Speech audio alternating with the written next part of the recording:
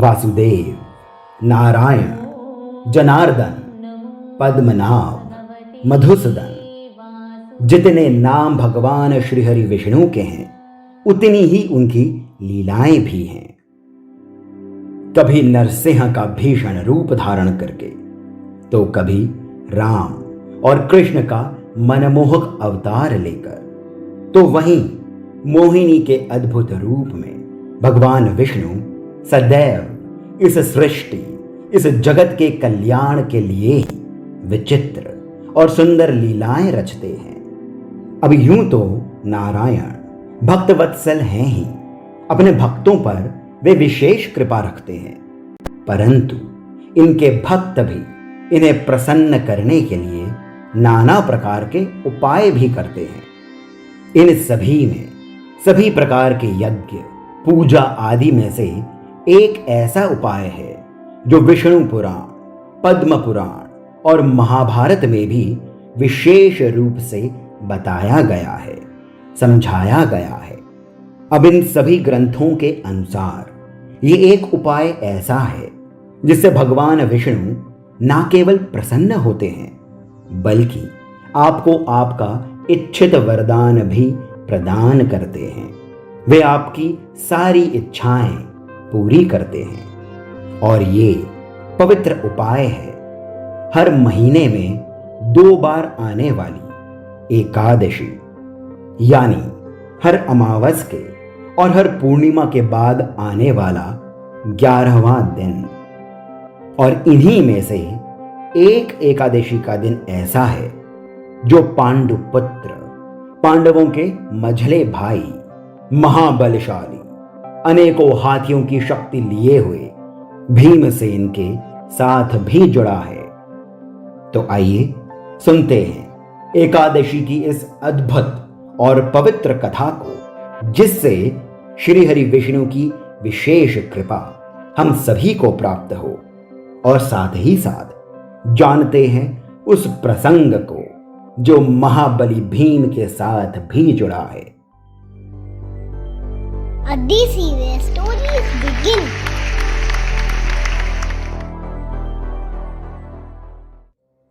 सतयुग में मुर नामक एक दैत्य ने हर ओर अपने भय का आतंक फैलाया हुआ था। प्रलय के समान मुर ने अपने बल से सभी पवित्र कार्यों का नाश कर दिया था। केवल मनुष्य ही नहीं, देवता भी उसके बल का सामना नहीं कर पाए और उन्हें स्वर्ग छोड़कर भागना पड़ा। वे सभी पहले तो महादेव के पास गए, परंतु फिर महादेव के कहने पर कि सृष्टि को पालने वाला ही इसे बचाएगा, वे सभी परम पुरुष के ही स्वरूप इस जगत के पालन करता जनार्दन भगवान श्री हरि विष्णु के पास पहुंचे। श्री हरि ने जब मुर के द्वारा करे गए सर्वनाश के बारे में देवताओं से सुना, तो वे क्रोध से तिलमिला उठे। देवताओं को आश्वासन दे उन्हें ढांढस बंधा, हाथ में सुदर्शन चक्र, गदा और श्रांग धनुष उठाए भगवान मधुसूदन अब मुर के उत्पात से इस सृष्टि को बचाने चल पड़े। अपने चक्र से ही श्री हरि ने मुर की समस्त सेना का नाश कर दिया, परंतु वही चक्र मुर को मारने में असमर्थ रहा। नारायण की गदा और श्रांग से निकले तीर भी मुर को नहीं मार पाए। यह देख सभी देवता आश्चर्यचकित हो गए। श्री हरि ने फिर सभी शस्त्रों को छोड़ मुर के साथ अपने हाथों से ही मल्ल युद्ध आरंभ किया।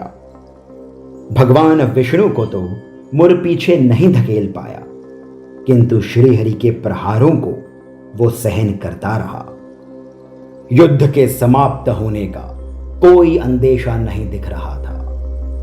देवताओं को अपनी शक्तियों पर जो अभिमान था वह तो चूर हो ही चुका था। अब मनुष्य भी अपने मन के लोभ, लालच, ईर्ष्या, घृणा को कोस रहे थे, क्योंकि इन्हीं के कारण ही तो मुर की शक्ति बढ़ती गई थी।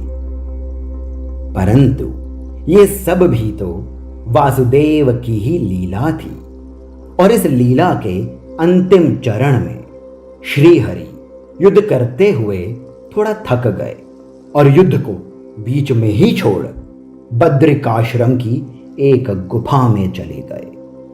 भगवान श्रीहरि विष्णु के ही युद्ध को बीच में छोड़कर यूं चले जाने पर इधर सभी देवता भय से भीत हो उठे, तो उधर मुर को अपनी शक्ति पर और अधिक अभिमान होने लगा। वो भी वासुदेव के पीछे पीछे उसी गुफा में घुस गया। उस गुफा में नारायण योग निद्रा में लेटे थे, परंतु मूर्ख मुर को लगा कि वे थक कर सो रहे हैं। वो उन्हें सोते हुए ही मारने के लिए जैसे ही तलवार ले आगे बढ़ा, तभी एक विचित्र घटना हुई। श्री हरि के शरीर से एक दिव्य प्रकाश बाहर आया। वह प्रकाश का गोला, वह तेज पुंज बाहर आते ही एक अति दिव्य नारी के रूप में बदल गया। सिर पर स्वर्ण मुकुट, हाथों में कई दिव्य अस्त्र, सुंदर मनमोहक मुख पर क्रोध से तनी हुई भौहें। नारायण के तेज से प्रकट हुई उन देवी ने मुर के संभलने से पहले ही उसे उसकी गर्दन से पकड़ धरती पर पटक दिया और उसकी छाती पर पैर रख अपनी तलवार से उसका गला धड़ से अलग कर दिया। इतने में भगवान विष्णु अपनी योग निद्रा से बाहर आए और उन देवी को देख उनसे पूछा, देवी तुम कौन हो? तब उन देवी ने कहा, प्रभु मैं तो आप ही के तेज से प्रकट हुई हूं। यह सुन भगवान विष्णु ने कहा, कोई वर मांगो देवी। तब देवी ने कहा, प्रभु मुझे वर दें कि मैं सभी तीर्थों, यज्ञों, व्रतों में सबसे प्रधान रहूं, जिससे जो भी मुझे प्रसन्न करे उसे आपकी विशेष कृपा प्राप्त हो। यह सुन मुस्कुराते हुए जनार्दन ने कहा, देवी आपने तो सभी प्राणियों के कल्याण का बहुत सरल उपाय ढूंढ लिया। चूंकि आप आज की तिथि 11 को प्रकट हुई हैं, आप सदा एकादशी के नाम से पूजी जाएंगी। और जो प्राणी इस दिन व्रत रखेगा उसे मैं उस ही के मन के अनुसार, उसी के मन चाह वर दूंगा। दोस्तों, ये कथा श्री कृष्ण ने स्वयं पांडुपुत्र युधिष्ठिर को अश्वमेघ यज्ञ के समय कही थी। अब उस समय भीमसेन भी यह कथा सुन रहे थे। तब उन्होंने एक प्रश्न पूछा कि प्रभु मेरे भाई द्रौपदी, माता कुंती सभी हर महीने 2 बार एकादशी का व्रत रखते हैं और मुझे भी व्रत रखने को कहते हैं, किंतु प्रभु मैं और भूख तो शत्रु हैं, साथ कैसे रहेंगे? वो भी हर महीने 2 बार। कृपया मेरे भी कल्याण का कोई उपाय बताएं। तब श्री कृष्ण ने हंसते हुए महर्षि वेदव्यास से कहा, महर्षि अब आप ही इस कठिन समस्या का हल निकालें। तो वेदव्यास जी ने भीम से सीधे सीधे कहा कि आप भी व्रत रखें, और क्या। तब महाबलवान भीमसेन थोड़ा सक पकाते हुए बोले, महर्षि मैं भूखा नहीं रह सकता, हर महीने 2 बार तो कदापि नहीं।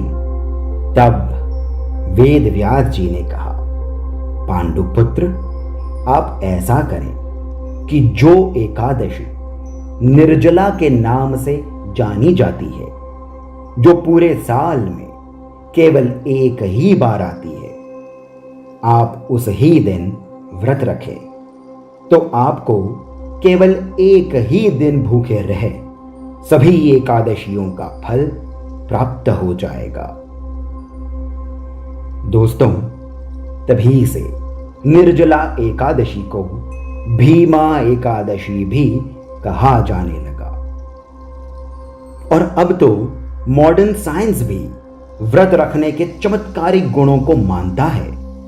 जहां बाकी संसार अब जाकर फास्टिंग की बात करता है, भारत कई हजार वर्षों से ही व्रत के गुणों को समझ इसका लाभ लेता रहा है। धन्य है ये धरती और इसका इतिहास। A DC where stories begin.